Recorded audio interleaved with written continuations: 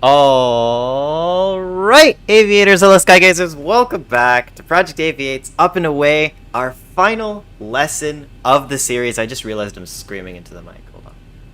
This is our final lesson of the series. Congratulations to all of you Up and Away graduates for making it through the last 12 lessons where you've learned so much, as I've already touted in the last stream. You guys have learned about not only how to fly an airplane, but really the parts of it that matter to make it safe, that make it efficient, whether it's the checklists that we run, whether it's the systems on an airplane, whether it's the physics that make flight possible. You guys have been able to go through all of these, and for that we are so proud of you. And with that, our series has come to a close. This is the last stream of our Up and Away 2.0 series, and we want to talk about what's next. So, you know how to fly, you know how airplanes work, you understand how airspaces work, you have a glimpse into the regulations that aviation has that perhaps engineers need to think about, or aviation managers need to think about. There are many opportunities, not only as careers, but for flying for fun, or even just youth opportunities, getting involved as a youngster, that we want to go over today and talk about as your next steps beyond your Up and Away journey with Project Aviate. And that's what we want to do. But before we get to that, I actually want to sort of apply our learnings to a little takeoff here. So if I get rid of the slides, we're over here, we're holding at Los Angeles Airport in a very cool United Airlines Star Wars livery, and we're about to be taking off from Los Angeles to San Francisco, and we're live with air traffic control. As you can see with the bar on top here, you can see our aircraft, our speed, indicated airspeed. I actually don't know why we have two of these. Our registration and our phase. So this is the little streaming overlay we have to show you what our plane is doing, pretty much. I don't know why I've never talked about it, but there you go. There it is. And for those of you watching the stream, which you better be watching the stream right now, we would highly appreciate it if you could go ahead and touch down on those like and subscribe buttons. We really appreciate it. It helps us bring this content to more students, youngsters, or anyone of all ages across the country who need better access to a quality aviation education and quality way of learning that we like to do here at Project Aviate. So, with that, let's go ahead and get ready for takeoff so that we can get with our lessons going. With that, I'm going to go ahead and increase the volume of the simulator, and you are also about to hear some air traffic control communications that we learned about a couple lessons back, except this time on a big full-scale airliner. So, volume of the sim is up, and I'm going to ask for takeoff clearance right now. Resonator 2068, Dang it, I got stepped on. Radar service terminated, frequency change approved. Have a good flight. Almost ready. Frequency change approved, and thank you very much. SoCal departure, United 990, ready for takeoff. United 990, runway 25 right, line up and wait. Line up and wait 25 right, United 990. So we didn't get the full-on taxi takeoff clearance yet, but that's okay. Let's just go ahead and line up for now. And you might notice that I skipped the part about where I am. That was one of the fundamentals we learned in the air traffic control lesson. I should have said United 990 at Bravo 1 holding short, but that's... I should have said that. So there's that. Although the controller did know, because I have to... Number 180 Delta, leaving Bravo airspace to the north. Proceed on course, maintain appropriate VFR altitudes. The controller knew because I had to ask him to wait for me so that the stream could start so that I could take off with you guys. But anyway, now that we're on the runway, let's go ahead and get the landing lights United on. 990, wind 250 at Niner, RNAV to Docker, runway 25 right, clear for takeoff. RNAV Docker clear for takeoff, 25 right, United 990. And engine starts to continuous. Okay, the Strobe lights have a good flight. on. And we're looking good up here. Looking good down here. Alright, let's get ready for some nice engine roar. Alright, gonna release the brakes. Actually, let's do the takeoff config test. There's the horn. Let's change it to engine. Release the brakes. Thrust to 50%. And toga.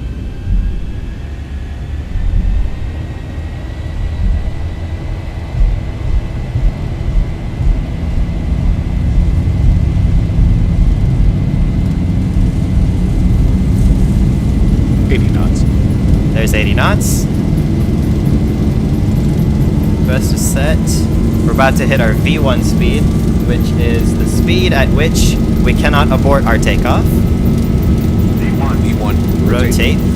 Don't mind the streetlights that are literally in the middle of the runway. Positive rate. Positive rate, gear up.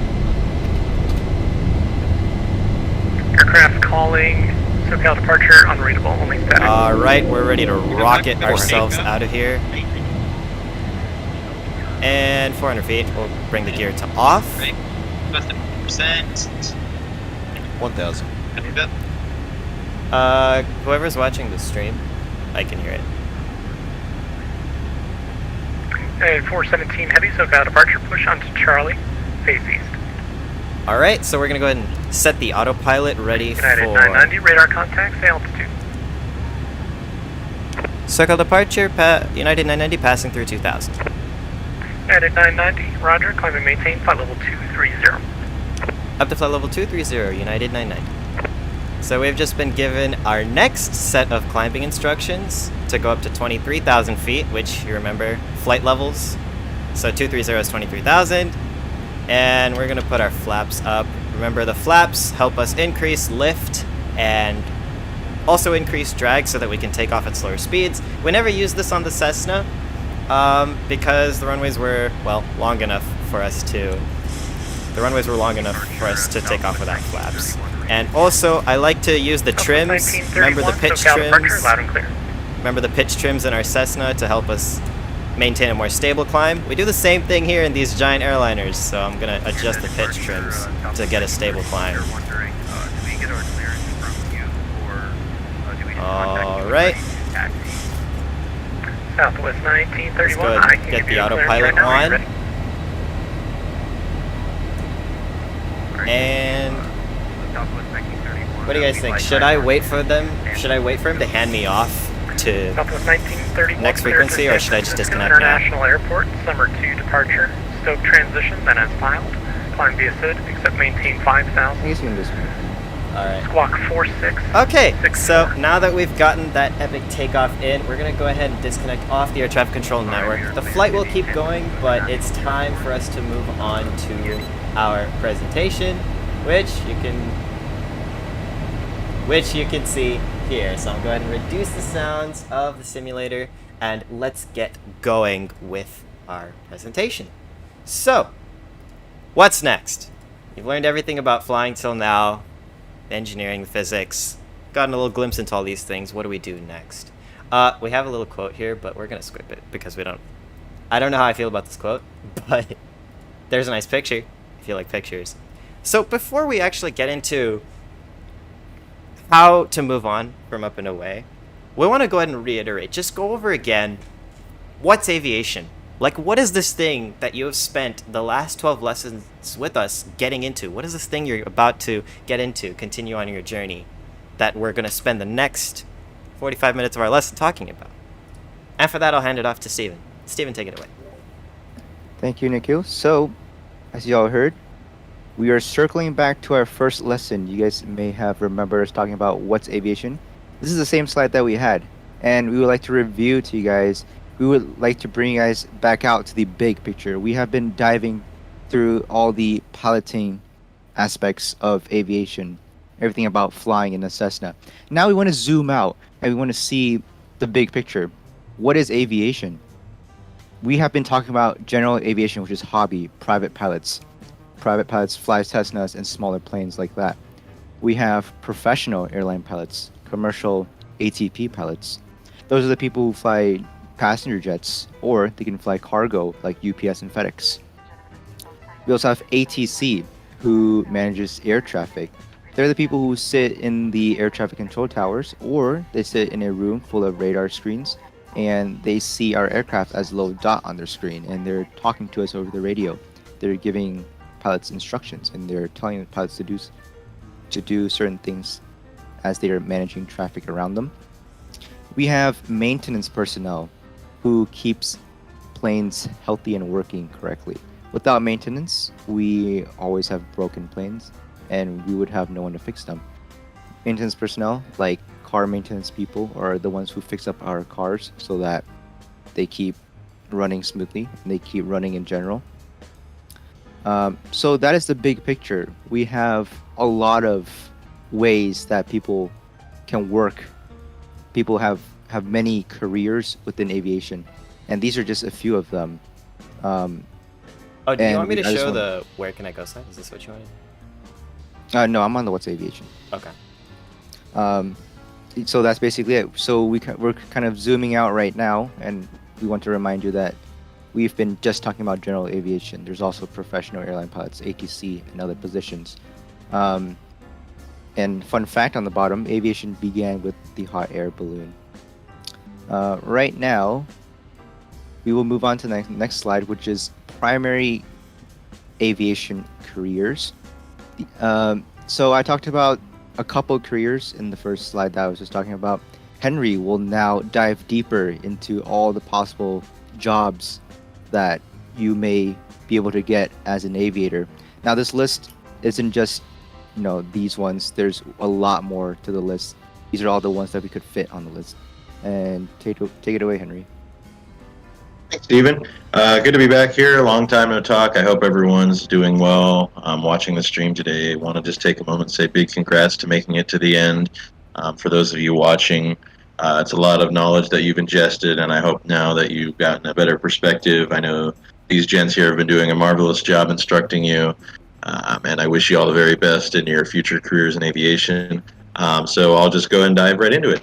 I like to think of aviation as a very big, giant web with a lot of moving parts. Watching an airplane taxi out to the runway, I like to think I'm not only looking at the work of just two pilots, I'm looking at the works of the manufacturers, those who maintain the airplane, those who got the bags on board, the dispatcher sitting 2 stories underground planning that flight right now, the meteorologist who worked to make sure that flight can take off. And overall, just the big machine that aviation is really just such a beautiful thing in my mind. And there's a lot of people that play a very important role in it. A lot of times sometimes we don't like to credit those who might have a bit more, like some might say, dirtier jobs or jobs that are a lot more manual. But each of them plays an important role, even the folks who need to empty the lavatory. That's a critical role in aviation. So each and every single part of it plays an important role in this machine that could easily become derailed should they not accomplish their jobs, or even if they just weren't there accomplishing their jobs. So with that, we'll dive right into what are the various careers. So first and foremost, we obviously have pilots. There's a lot of ways that pilots can participate in aviation, more than just being an airline transport pilot. Those are the folks sitting at the front of the big jets that you see for United, American, and such. There's flight instructors. That's a lot of the beginning low-time jobs that pilots participate in. You can be a flight instructor on any level. The most basic ones, certificated flight instructor, those are the ones who instruct sport pilots, private pilots, and commercial pilots. We move into others like instrument instructors for multi-engine airplanes. You have DPEs, the examiners who issue those pilot certificates on behalf of the FAA. So there's a lot of ways you can be a flight instructor. You can also be a simulator instructor, and those sometimes don't even require the medical certificate. So that's always a plus for those of you who might not be able to get your medical. You can maybe look out to see if you can somehow become a simulator instructor. There's also test pilots. Special news flash, the Boeing 737 MAX 10 took its first flight today. So a big milestone for Boeing today, and at the front of that airplane were 2 Boeing test pilots that are some of the best in knowing how to push an airplane to its limits and get out of any hairy situations. So those are some skilled aviators we got there. Combat pilots, the Air Force. The Air Force also has a lot of test pilots and cargo pilots. Those are great ways to get good amount of flight training and experience if you want to jump over to the airlines. There's other things like banner towing, ferry pilots, tour pilots, crop dusting, just a lot of different ways that pilots can get into this field. The last few that I mentioned, with the exception of basically airline transport pilot, cargo and test pilot, a lot of the other rules that I mentioned, those are generally reserved for, or well, not really reserved, but a lot of low-time pilots who are just getting out of their education. They're the ones who usually take those jobs, so they can build their time to get to the ATP cargo test pilot roles. And then I know that some of us don't really want to be pilots. It's a rough lifestyle, completely understandable. That's when you move into more of the engineering aspect of it. You can help in going into aircraft manufacturing, Boeing, Airbus, United, and their boom supersonic bid that's happening right now. SpaceX is always looking for engineers. There's a lot of great ways to partake in that area. So you can go into fabricating the airplanes, the skin for the airplanes, installing the electrical systems. You can even go out and paint the sides of the airplane. That's a really cool job, in my humble opinion, to go get to paint on the side of these big, beautiful jets. You can go work in sales, selling airplanes, and then that's pretty much the biggest ones that you can get involved with airplanes themselves. And at the same time, you don't even have to work directly on the airplanes or in the airplanes. There's a lot of support staff that's needed. So, like, if you want to work at the airport, you can become a manager of an airport. That's a lot of the backup careers that a lot of my colleagues have at Purdue. Is they get a master's in aviation and aerospace management, so they can become an airport manager or an airline manager, something where they can still work in aviation, but manage the operations, because that doesn't require medical, and you still get to work pretty close with airplanes. There's also Rampage. Sorry? I was just going to add, to give you an idea of all the companies that you could work for that carry out all these tasks, all these wildly different tasks that Henry is talking about. Take a look at this picture here. Henry, you can see this, right? Oh, yeah, 100%. Yeah, you can go ahead and use this reference. Yeah, you can see, looking all through, you can see all the big airlines at the bottom, United, Delta, JetBlue, all those. But then you also go into manufacturers, Boeing, the government organizations like NASA, the NTSB, FAA, the Armed Forces.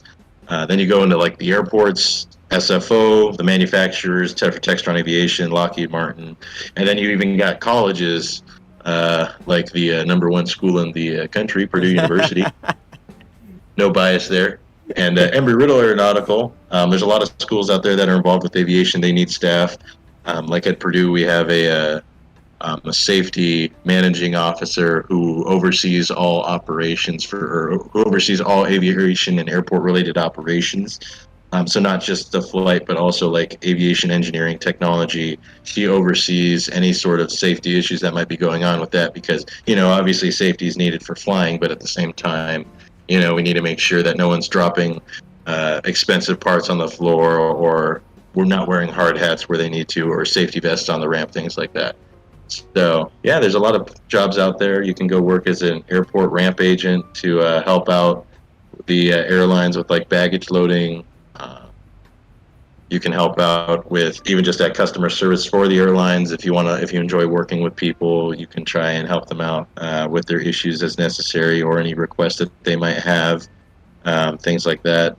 So the number of opportunities in this field is plentiful. And even if you don't want to work with airplanes, you can still keep going on into air traffic control. You can get licensed as an aviation medical examiner. Or, you could even operate UAS systems, unmanned aerial systems, drones, and the like. That's a big booming field that's coming up right now, and might even snake its way into the big jets. So that's something to always look out for. So I definitely encourage you to, if you have a career in mind, like, say, you want to be a pipeline engineer, feel free to see if there's a way you can spin that into aviation and become like a pipeline inspector. Because I'm certain there certainly is a way to do it. Or if you want to, I don't know, if you want to become a farmer or anything like that, there's certainly a way you could put an aviation spin on that. Yeah. Become a crop duster. Oh, God. You reminded me of Crop the duster Planes pilot. movie. Dusty the Crop Hopper. I never watched that excellent film. Everyone should watch it. It's a very good film. But, yeah. Thank you so much, Henry, for talking about all these. You see all these right here? All these wildly different possible career opportunities. Unfortunately, we don't have time to get into the details of every one of these, but we want to dive deep into just a few of them. And we'll start, actually, with the aeronautical engineering outlook. And this is something I really love to talk about. Aeronautical engineering deals with the engineering of in-atmosphere airborne vehicles, which happens to include big metal jets like the one we're flying in the sim today, our little Cessnas, Cessna 172, and even some of the other stuff that Henry was starting to hint on, like unmanned aerial systems, which we're going to talk about. But anyway, the point is the outlook for aeronautical engineering, especially in the next 50 years or so, is insane. Planes are not going to look the same. Our air transportation is not going to look the same 50 years from now. And I really want to dive into why. It's not just going to be tube and metal wing jetliners anymore. We're going to see planes like this. I want you to take a couple seconds just to digest just like these planes. Some of them are inspired from designs that we've seen before. So you can see the pictures like with Boom and United, Exosonic, NASA and Lockheed.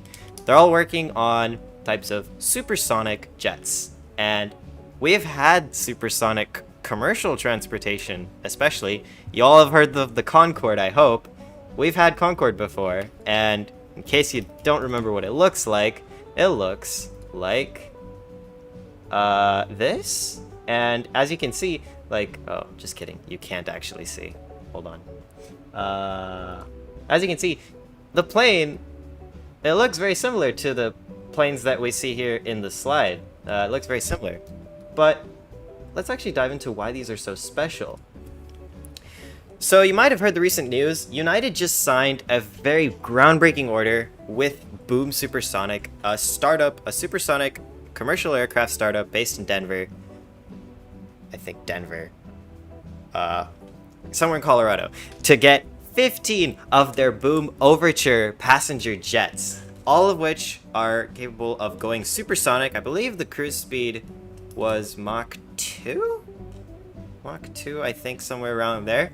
That's 2 times the speed of sound, and so United has just signed that order for 15 planes by 2029, with an option for 35 more orders of these planes. So it's a really exciting time to be working in supersonic commercial transport, and though it's not the first time we've had it, we've learned so much from Concorde, especially in terms of fuel efficiency. This plane promises net zero carbon emissions thanks to the use of sustainable aviation fuels, which are partly based on blends of biofuels and recycled carbon. Basically, that's what net zero means. No new emissions. We have yet to see the effects of net zero emissions on our actual climate outlook, but this is a great step in the right direction compared to our current jetliners, which obviously burn new Jet A fuel into the sky, just like that. So it's very much a step in the right direction. Some other stuff you might not have heard so much of are the Exosonic. So Exosonic is a very secret-y startup based somewhere in California. Nobody really knows. And the reason for that is because they're working on a supersonic plane for the president. So obviously we can't really know too much about it. As you can see in the picture there. This one's going to be a low boom supersonic airplane, which is also featured in the picture below, the NASA plus Lockheed. NASA and Lockheed are working on an aircraft called the X-59 low boom quiet supersonic transport aircraft. One of the biggest problems Concorde had was that when you go supersonic, it produced a loud boom that could be heard on the ground and could shatter windows and people's cars, and it essentially prevented Concorde from being able to travel over land. And we need to solve that problem if we're going to travel supersonic over land, right? So that's why we have companies like Exosonic and NASA and Lockheed working on these low boom supersonic airliners, which make that sonic boom only feel like a thump, which is about as loud as a car door being closed normally. So that's actually a lot softer. And if you think about it, nobody's really bothered by that. You hear car doors closing all the time. So that's very much a step in the right direction. Getting away from supersonic and more towards the climate part of things, you see Airbus on the left. These are their hydrogen plane concepts. Hydrogen electric powered vehicles are not a new concept. You might have heard of the Toyota Mirai and the Honda. Honda has one too, but I forgot its name. We see it in cars. It's not as popular as normal electric cars like Tesla, but hydrogen is a very interesting concept in engineering because getting energy from hydrogen, so hydrogen is very energy dense if we're talking about mass. Hydrogen's really light, it's a gas, and that stores a lot of energy. It's just, to get that energy, you need a big volume of it. You need a lot of the gas. Even though it doesn't weigh a lot, you need to be able to store it. That's the current challenge that we're trying to figure out with applying hydrogen to airplanes. But if we're just going the electric route, if we're going like the Tesla style route, you look on the top right, we have the aviation, aircraft. What's its name again? Aviation. The Aviation Alice. There you go. It's called the Aviation Alice, and this is a fully electric, propeller-powered aircraft. As you can see on the top right, it's got 3 propellers.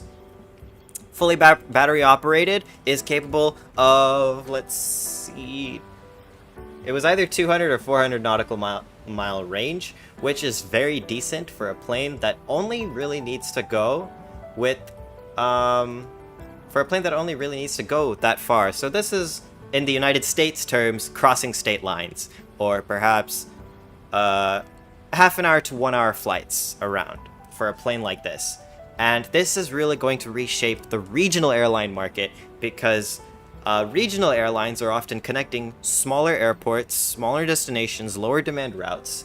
And so it makes a lot more sense to bring in smaller planes like this that are electric powered, which are absolutely zero emission, at least in the operating sense. And we're able to bring these into actual commercial aviation. People can sit and fly in these planes.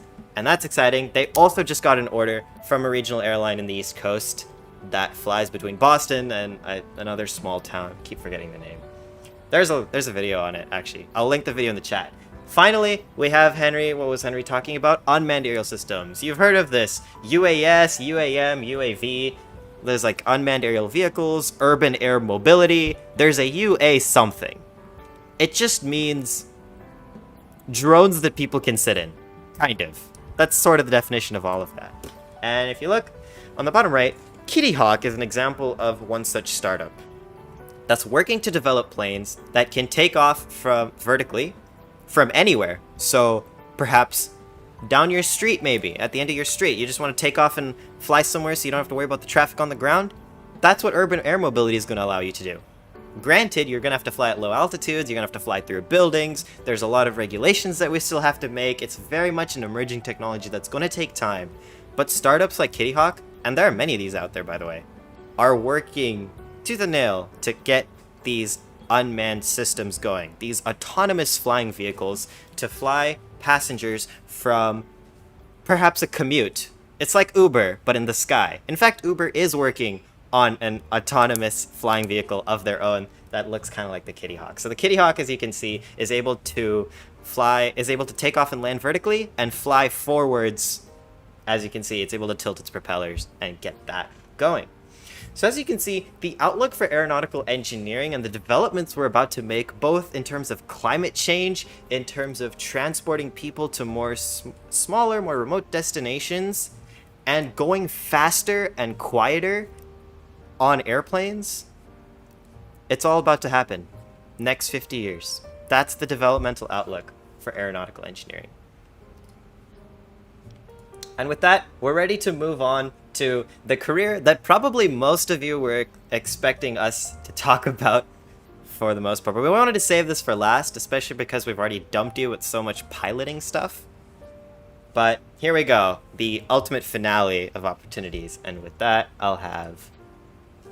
I don't know who's taking it away. Calvin? I believe it's Calvin. Calvin, are you ready to present? Oh, yeah. So, basically, to get your pilot's certificate or your license, you'll have to visit your local general aviation airport and then look for certain flight schools. So you can ask for a tour of their facility and their planes, and then you can ask for an introductory flight lesson, so they may be paid, and then that way you can start your flight training at the local flight school that you chose. You can also join the military, and your experience gained during your service in the military will carry over to commercial flying jobs that you may want to have in the future.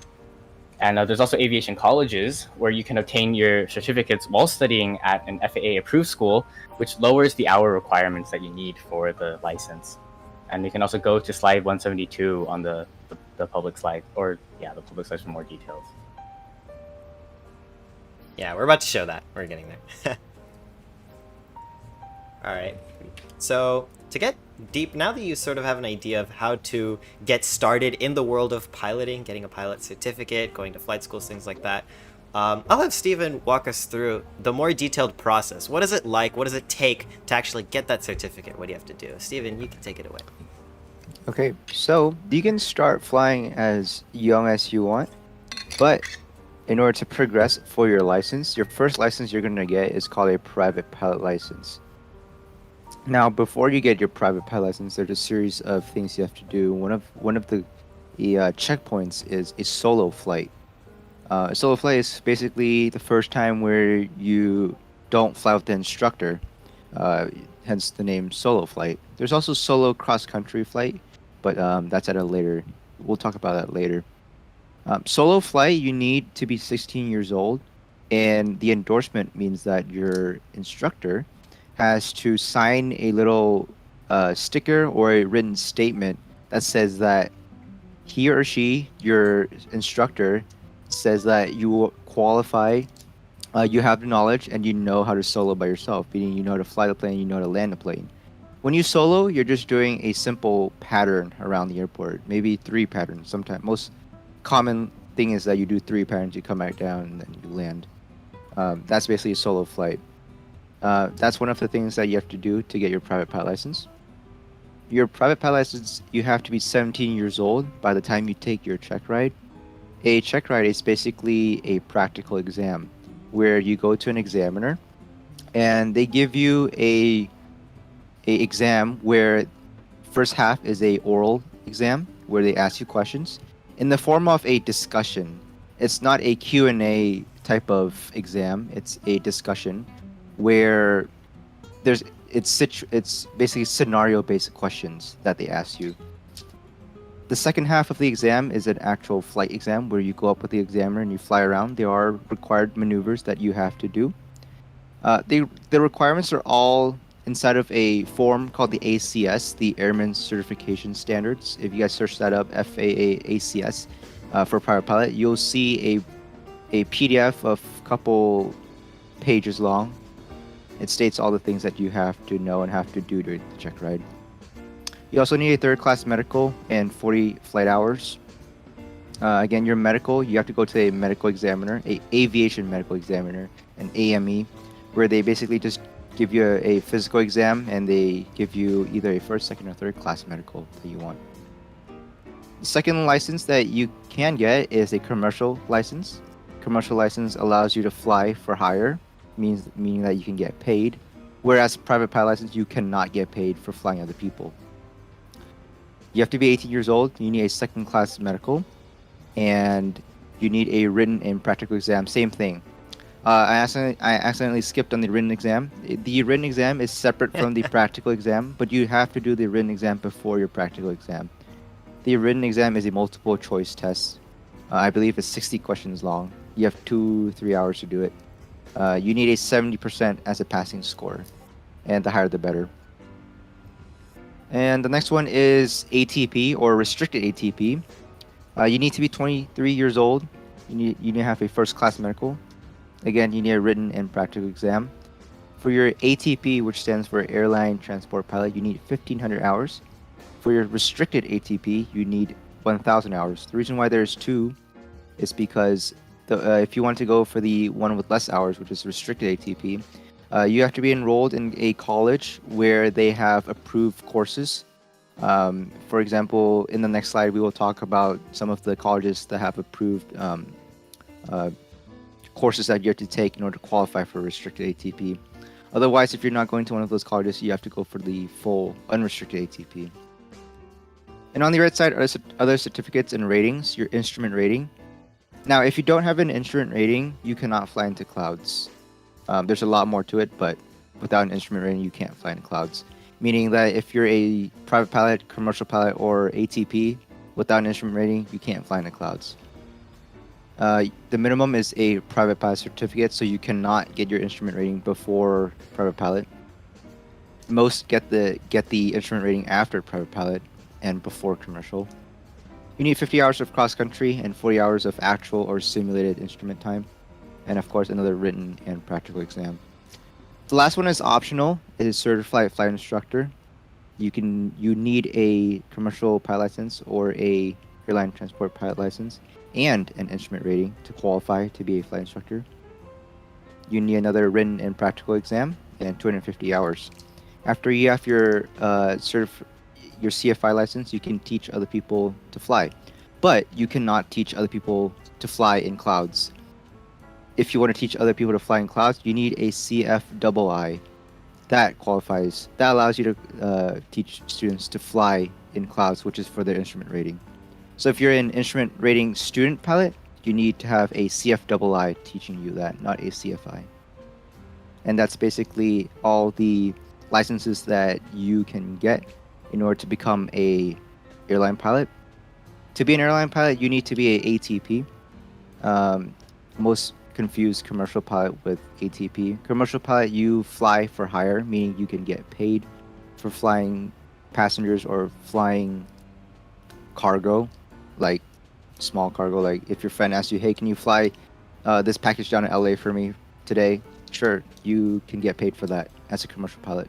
But if you want to fly large airliners, you need to be an airline transport pilot. And with that, Henry will now talk about the colleges that allow you to take special courses in order to allow you to qualify for restricted ATP. Take it away. Alrighty. So, just looking at this panel here, you can see these are just some of the many colleges that are out there and professional institutions that'll offer you a education, or at least a bachelor's in professional flight. You can see up at the top left, because it's the top school, Purdue University. Just kidding. Yeah, no bias there again. Absolute bias.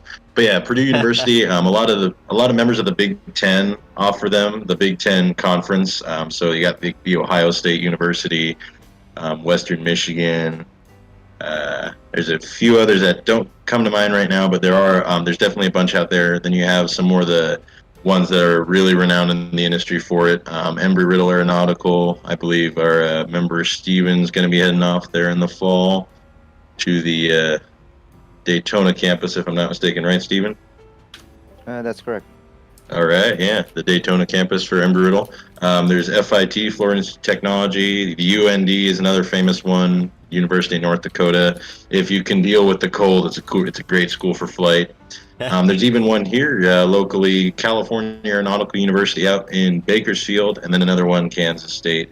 So these are ones that you would want to go to kind of for if you wanted to get your education entirely in flight to get a bachelor's degree. This is the kind of a talking point that I might just go over briefly, where some folks might not want to get their degree entirely in aviation, or they might want to get, say, a degree in business or something.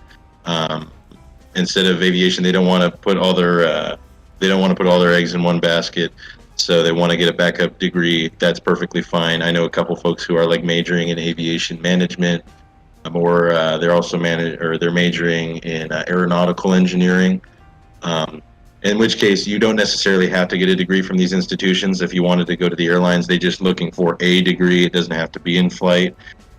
In which case, you can go to a lot of other fast track places. We didn't put it on here, but there's a great one called ATP, ATP Flight School. They're based around the country. There's one actually in Oakland, California, where you pretty much work your way up to being a CFI, I think, in 6 months. So you go get your private, your commercial, your instrument, and your CFI all within all four ratings within 4 or 6 months. And it's absolutely a enormous amount of flight training. It's an enormous undertaking, but it'll get you there real fast and up to the airlines pretty much almost as fast, if not faster, than some of these institutions out there. So, don't think that the university route is the only way. These are just some of them out there if you want to major in aviation.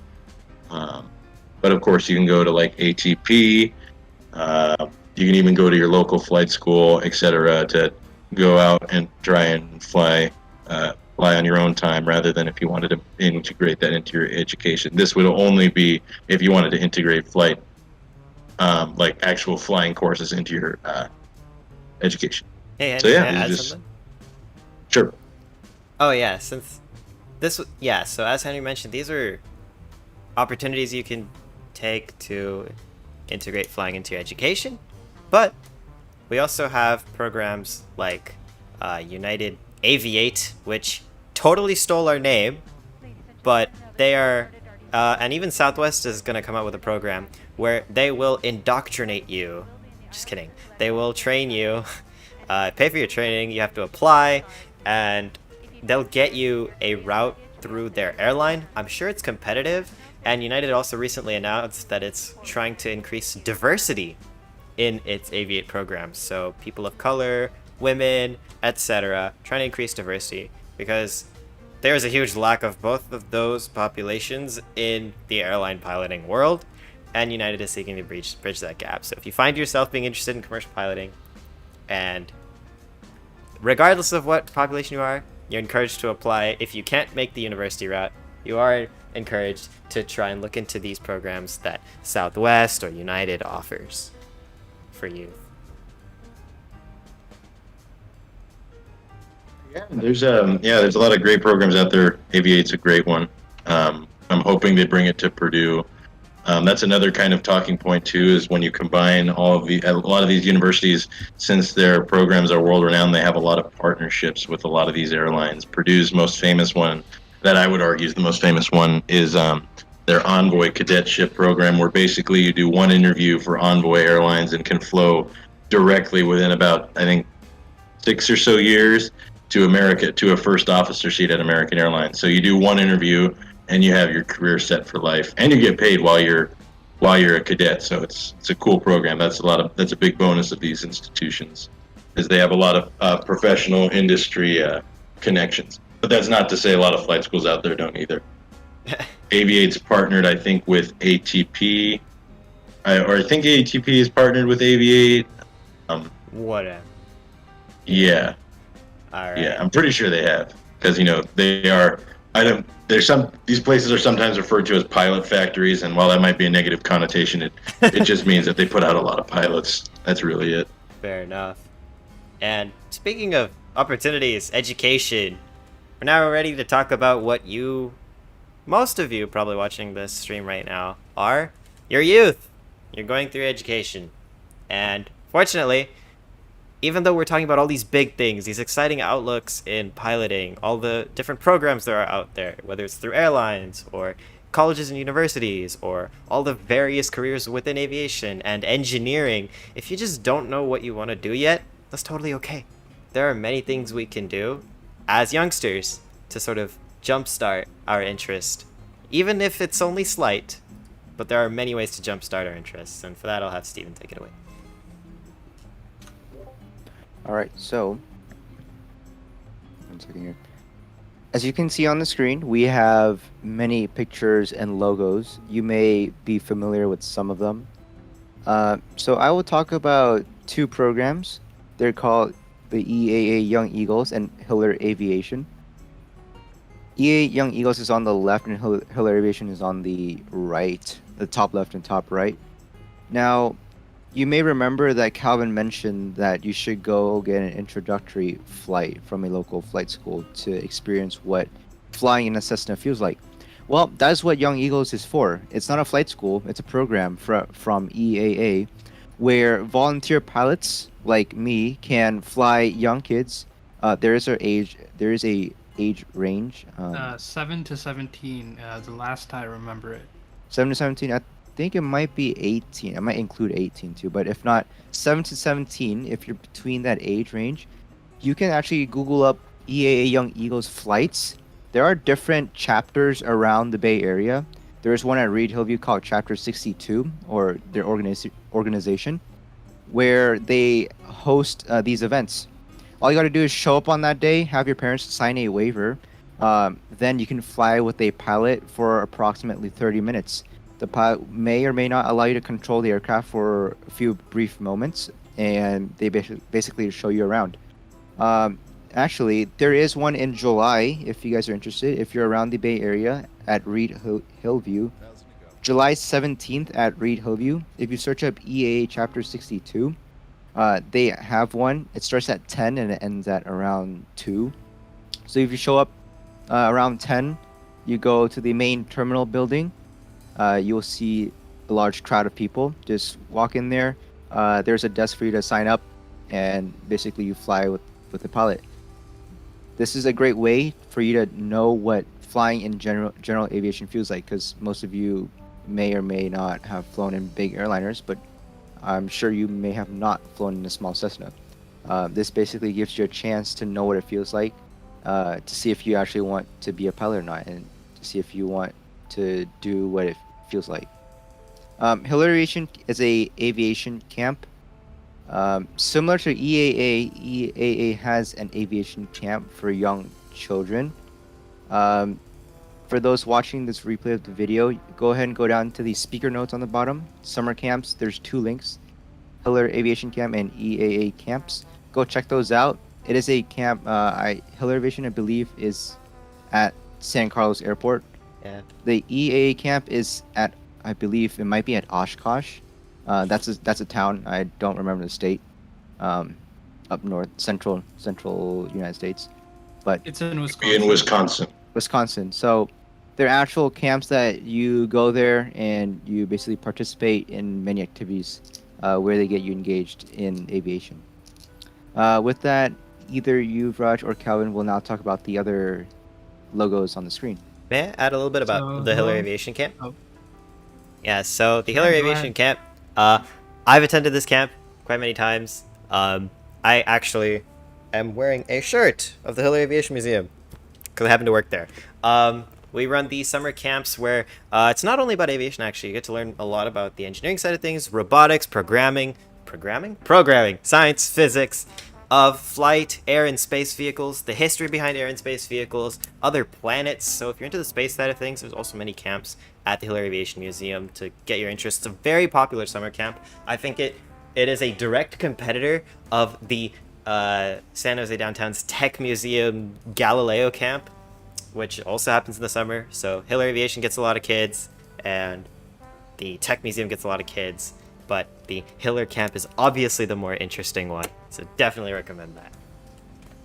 And I just like to. I was a flight team volunteer at the Hiller Aviation Museum. I refer to it as the HAM. I just abbreviate it as the HAM. HAM. Yep. So I used to be a flight team volunteer there, and I'd work there Sundays 10 to 1 or so, and it was a lot of fun. So that's another way to get involved if you want to sign up to be a flight team volunteer. I think they should probably still be accepting applications. They're usually pretty accepting. They just have you go through a quick little interview.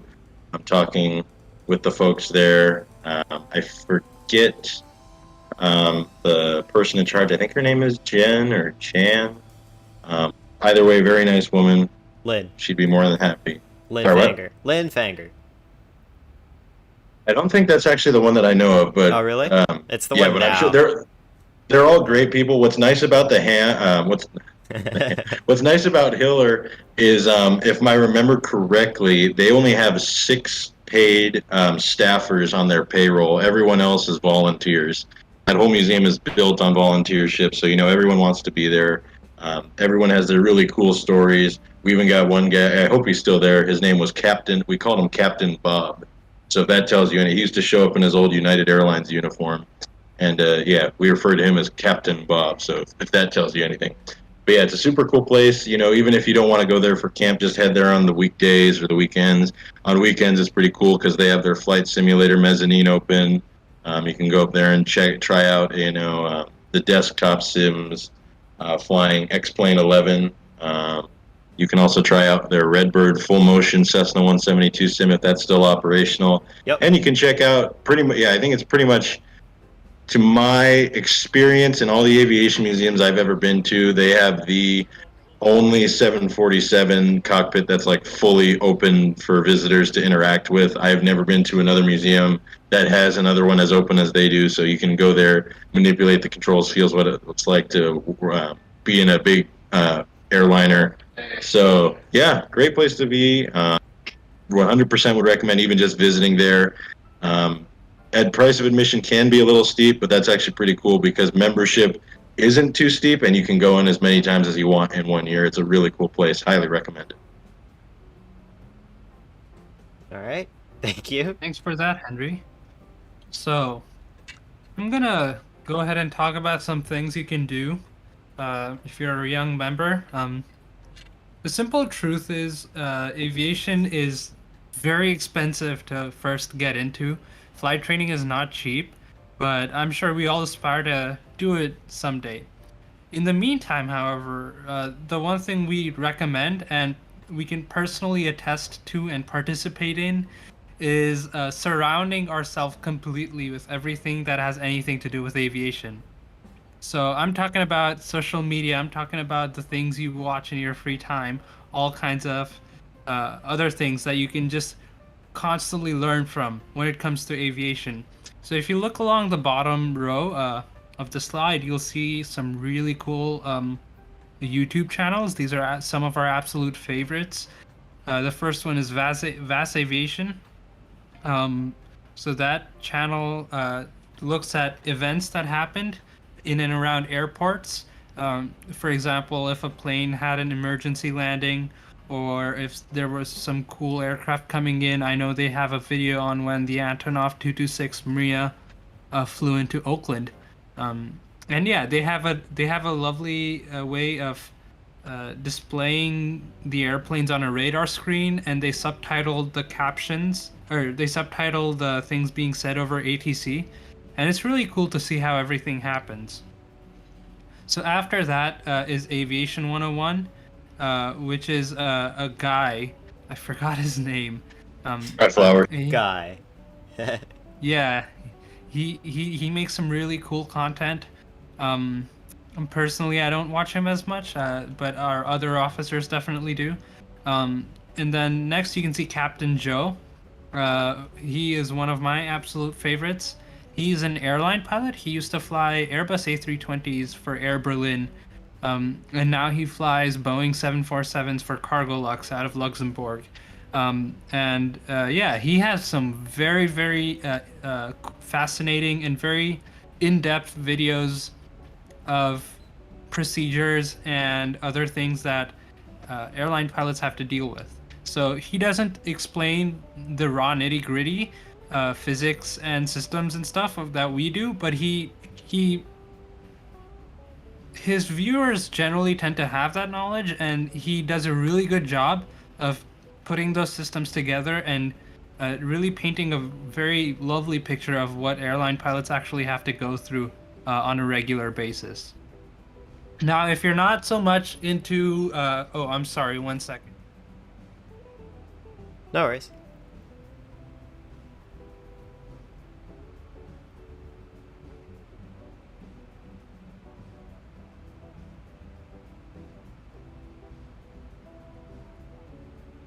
Really sorry for the interruption.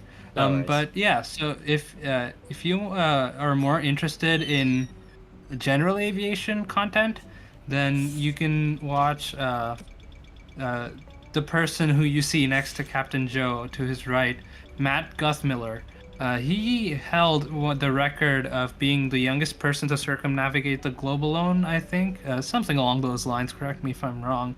But he has some absolutely fantastic videos on flying around. He actually owns his own beach bonanza, and he works as a YouTuber and kind of a motivational speaker and like an influencer kind of thing. But he has some really, really, really cool videos of him flying his little plane into all kinds of cool places. I know he went to Alaska. He did another trip to Russia. That video was really cool. But yeah, if you're interested in that, definitely check that out. And then next to that, you have Stevo and Knievo. and he has some really cool videos on aviation and motorcycles. I'm not as familiar with his YouTube channel, but he is also definitely someone you should check out. And then you can see at the very bottom right is Swain Martin. So Swain Martin is another airline pilot, but unlike Captain Joe, who flies big, wide bodies, long haul, Swain Martin is a regional airline pilot for Envoy Airlines, and he flies Embraer E140s and 140 ERJ140s and 145s. And he has some very, very well made content. It's the cinematography and the editing is very well done, and he really goes into depth and explains more of the personal side of things of being an airline pilot and how being an airline pilot affects your life and your schedule and other things like that. And I absolutely love his channel as well, so you should definitely check that out. And if you're more interested in podcast style of aviation content, or maybe longer videos that go really, really in depth, I'm talking like 40-minute videos on the common. There's another channel called Mentor Pilot. I was about to say Project Aviate. Yeah. Well, Project Aviate, that's a given. We don't even have to talk about that. You should already know. But yeah, if you want someone else, he's really popular as well. He's a 737 captain and check airman. I'm not entirely sure, but I think he flies for Ryanair up in Europe. Mentor Pilot. He has very, very in-depth videos, and they run really long as well. But he does a really good job of explaining all kinds of things. It's like literally, if you have ever thought of something about aviation or have had a random question about it, there's chances Mentor Pilot's likely covered it and gone into unbelievable amounts of detail answering that question. So yeah, that's just some things that you can check out if you're interested in surrounding yourself in aviation. And if you want to kind of dip your toes into flight training, what I did was I went to ground school at Reed Hillview Airport at Aerodynamic Aviation when I was in 8th grade. And that's all I did. I didn't actually go on do flight training from there because, it's expensive and I wasn't sure if I really needed it right then. But I kind of dipped my toes in, see what it was like, and I had a good time and I learned quite a bit. So if you're interested, definitely check out ground school. It's a little expensive, yeah, but nothing crazy like flight training or whatever. But yeah, that's another thing you can do. Personally, my exposure to aviation began when I was really young, watching television. A show called Air Crash Investigation. Oh god, yeah. And yeah, I think Nikhil got into Seconds aviation from disaster. same way. Yeah, so that's another thing. And they did really good explanations. Their explanations were better in terms of the actual investigation of downed airplanes. So what's really cool about that show is they walk you through the exact events of what happened during air disasters. And then they go through the process of how investigators looked at everything and investigated the crashes after the planes crashed, and how they found the cause of the crash, and then what they did so that planes in the future wouldn't crash because of reasons similar to the one they investigated. So that's a really cool show, which can give you a decent amount of technical knowledge in terms of how planes work. So definitely check that out as well if you're interested. But yeah, and then other than that, there's the things we mentioned. There's summer camps at Hiller. EAA also has some camps. You can check out their website. EAA, we haven't mentioned it yet. It stands for Experimental Aircraft Organization. They're really Association. cool. I'm sorry? Association. Sorry, that would be EAO. That was stupid. But yeah, you can Google them. You'll learn all about them. They're wonderful.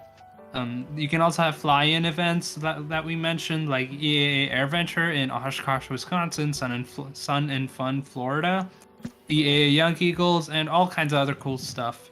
But yeah, so that's our recommendation. If you can't get flight training right away, which makes sense because it's expensive and we understand, It's definitely a financial investment. Then yeah, go ahead and surround yourself with aviation in a different kind of manner through content. Yeah. Just to mention one last thing, the middle picture on the left is EAA Air Venture. It's where pilots fly in throughout the course of 1 week, and it's just a social gathering for pilots. Lots of stuff to do. Yeah. So as you can see, there's almost too many ways to getting yourself involved in aviation, no matter what age you are. Like even these opportunities, whether it's watching YouTube, you can do at any age. Doing the camps, they're mostly for youth, and attending these air ventures like Oshkosh, just get sit. It's like a aviation party, right? In Oshkosh, just like you see, and going to air shows and stuff. Like that's all very great ways to start getting involved. And lastly, we're gonna go ahead and talk about another way to get into aviation that I guess is slightly more expensive than some of the previous stuff we've mentioned. But we'll go through this quickly because we know we're running a little bit of extra time today, just to talk about all the amazing opportunities that there are. And so, really quickly, let's talk about flight simulators. Probably, I guess, one of the most exciting parts. For the desktop, like the one I'm flying and streaming on right now, I fly X-Plane 11, as you can see, and we also have other options like Microsoft Flight Sim and Prepared. It's pronounced Prepared, but has a little 3D. And it's owned by Lockheed Martin, which is an aircraft manufacturer, so you can trust that there's a level of realism and detail in this flight simulator. I'd say X-Plane 11 and Prepared are the most well-established ones as for realistic flight simulation. X-Plane uses its own special physics, blade element theory to be specific. Microsoft Flight Sim used to be FSX, Flight Simulator X. That's old, it's very dated, and now they have Flight Simulator 2020, which looks very, very nice. We have yet to see how their physics will catch up though to meet the ranks of X-Plane and Prepared. And similarly, so desktop flight simulators often look like this. If you go to the Hiller Aviation Museum, this is exactly pretty much what they look like, except they use a little slightly different hardware. You have a yoke in the middle. Remember yoke? That's what you're using to bank and pitch the plane.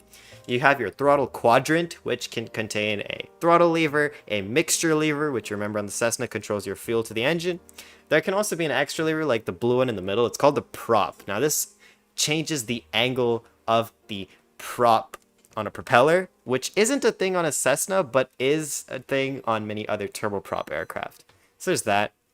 And as you know, It's also known as the feather. The You feather, feather yeah. the prop. Yeah. Yeah, that's also another name for it. And airliners often have other levers like flaps, which Cessna has too, and then speed brakes, which are the little things that come up from the wing. I'll show you in a bit because we're about to land actually in San It's Francisco. the tiles on top of the wing that Yeah. pop up when you land. It's the thing that Just people slow get down. scared of, that the wing is falling apart, when in fact it's not.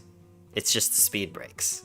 But yeah, really quickly, mobile flight simulators. You've been training on this for the past 12 lessons, X-Plane Mobile. That's what we've been taking you through, past 12 lessons. But there's other two options, which we also alluded to in our beginning stream, like Infinite Flight, which I think Steven primarily uses, and Aerofly FS2, which I believe also has a computer platform too, so it's both computer and mobile, but I just felt like putting it there. It's a pretty good mobile option.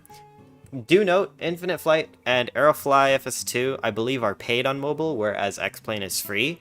The only paid part about X-Plane is you have to pay for scenery and playing with multiplayer with the entire world. Kind of like how Microsoft Flight Sim 2020 does it. And I actually have Steven dive a little bit more into this, but this is sort of the stuff you get when you're deep into your flight training, you're about to get to the airlines. This is what the airlines put you in. These big, giant, full motion simulators. As you can see, they're a lot heftier than this. They are full motion. They have the full cockpit set out. It's not just a monitor. It's all the cockpit with all of its displays, switches, etc.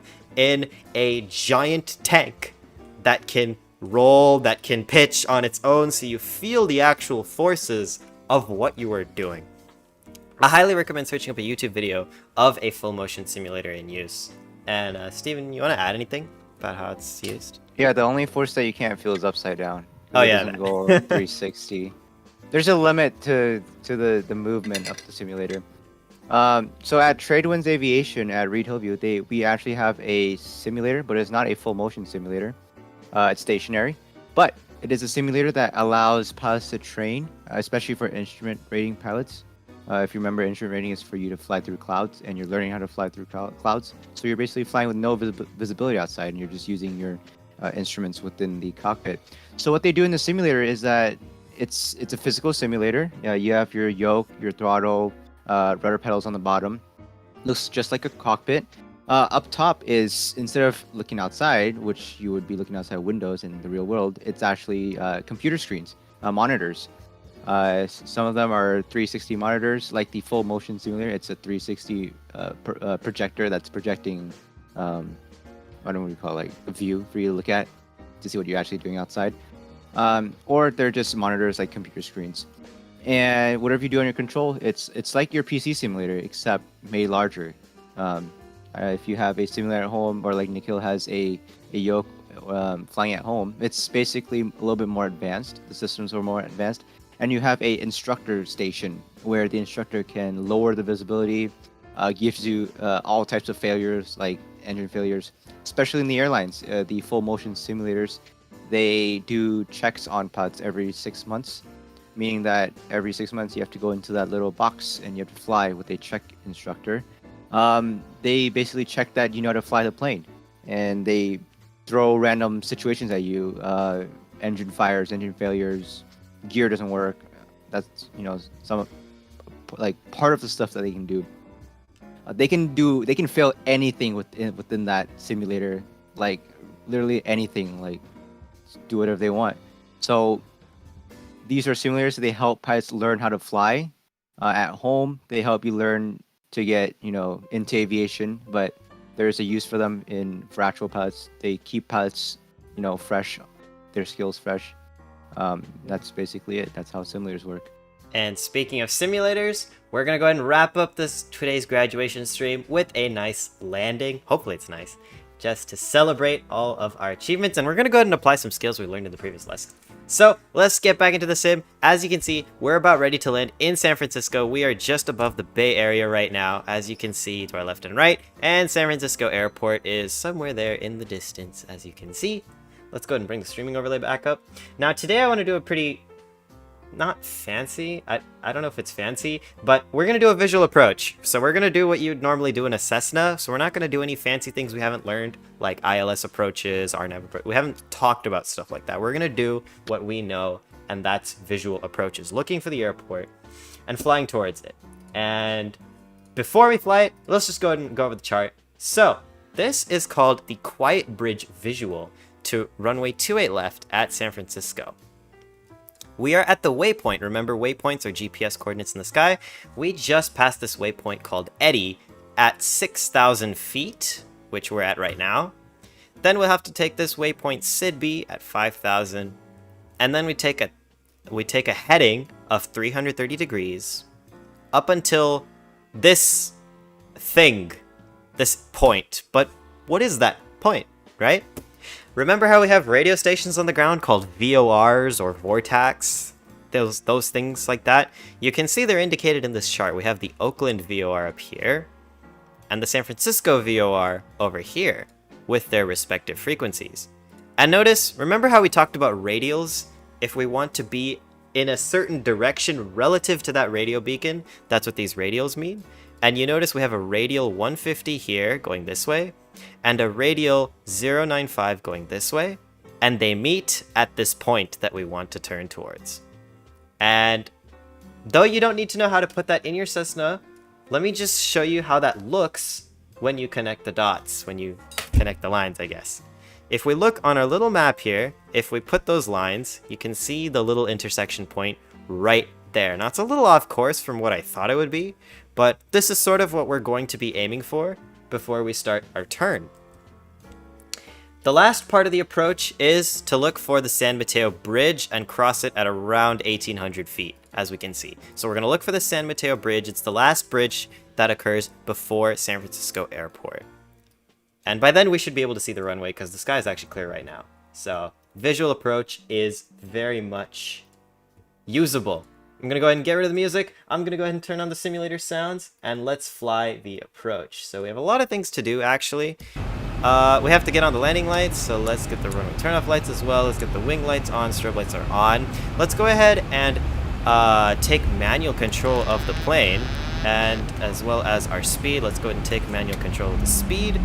We're going to want to start extending flaps soon, so let's also get into that. We're going to leave 6,000 feet on our altimeter setting for now, and just continue the descent. So we're going to aim for that little VOR intersection that we see, so let's go ahead and turn towards that. And let's turn this off, because we never had to deal with any guides. 1,000 to go. So we're gonna go ahead and start slowing down a little bit.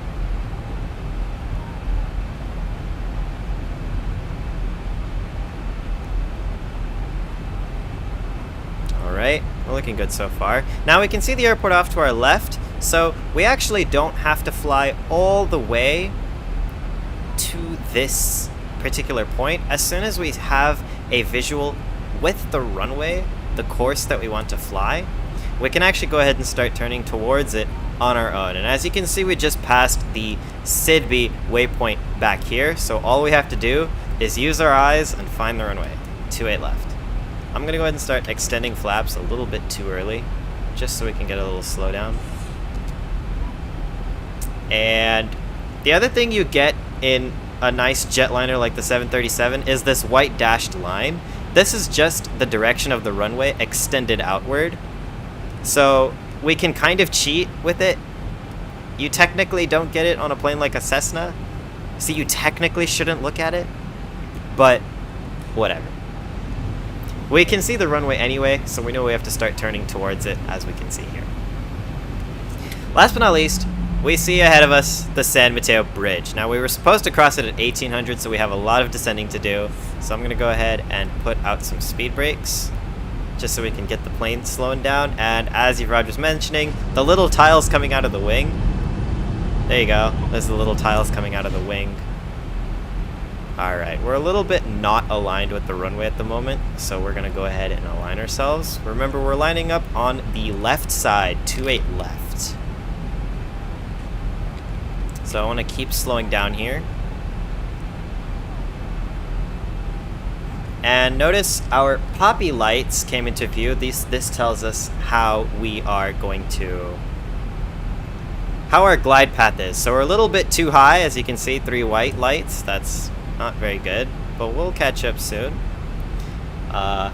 Henry wants me to dump flaps 5.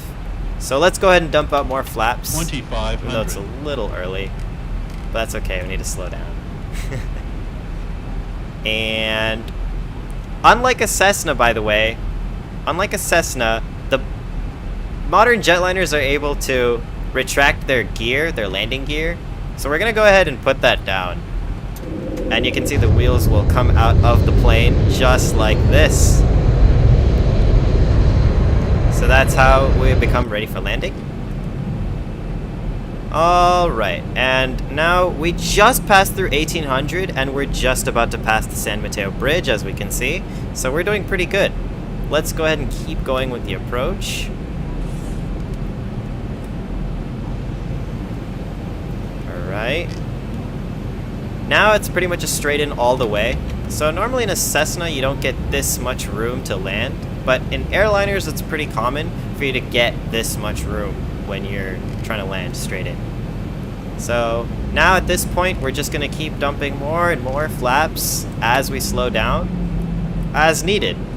So that's all we have to do. Just keep controlling the plane until we get to the ground. Take a look at the wing views.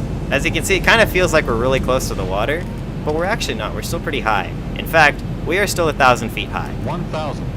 And you might have heard them just say 1,000 1,000. feet stabilized, Mr. Birch, altitude set.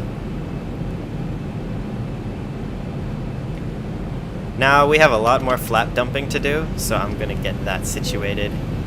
Really quickly, I forgot to do this. There you go. Ultimately, we're going to slow down to around 144 knots. So let's go ahead and manage that. like this.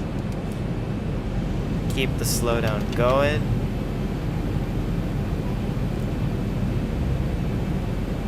Alright, looking good. And let's get our last bit of flaps out. I know it's probably too late to be getting flaps out, although I think I have been on a flight where they've stopped extending the flaps very late into the approach, like we're doing right now. So remember, we're going to keep 2 red, 2 white on the poppy lights. 300. We're a little low. Let's go ahead and climb back up. Now, the other thing you hear is a little voice in the background telling me my altitude. Now, this is something you don't get in small planes like Cessnas, but in jetliners, it's almost across the board, 200. you get altitude callouts like that. So, let's go ahead and keep going on the approach. 100. Alright, now let's get some flaring. 50. 40. 30. 20. 10.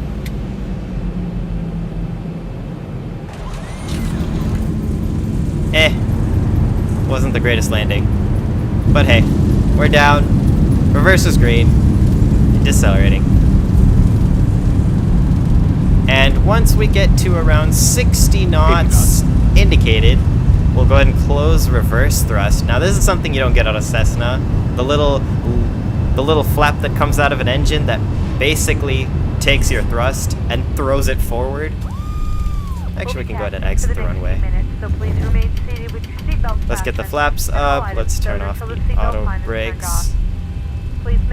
And with that, ladies and gentlemen, we're down on the ground in San Francisco, and we have concluded officially the Up and Away series. We hope you've had a pleasant experience, and we look forward to welcoming you again on another flight. I felt that was very appropriate for you to hear. So with that, thank you guys so much for joining us throughout the series. And let's get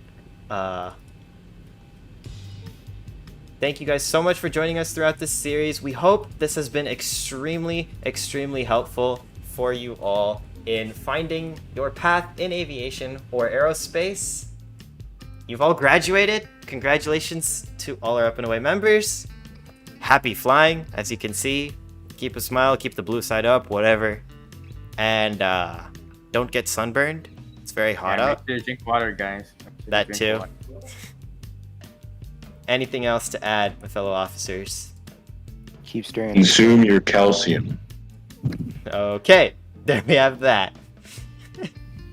Anything else? All right. With that, that's it for the Up and Away series. That's a wrap. Thank you guys so much once again. Remember to, if you haven't done so yet, touch down on the like and subscribe buttons. It really helps us to get this content spread to more youth across the country. And as for our future plans on YouTube, we will share them when we're ready to share them. We just need some time to think about it, as we've just wrapped up a huge series. So have a great weekend, everyone. Have a great summer. And yeah, happy flying. See y'all later.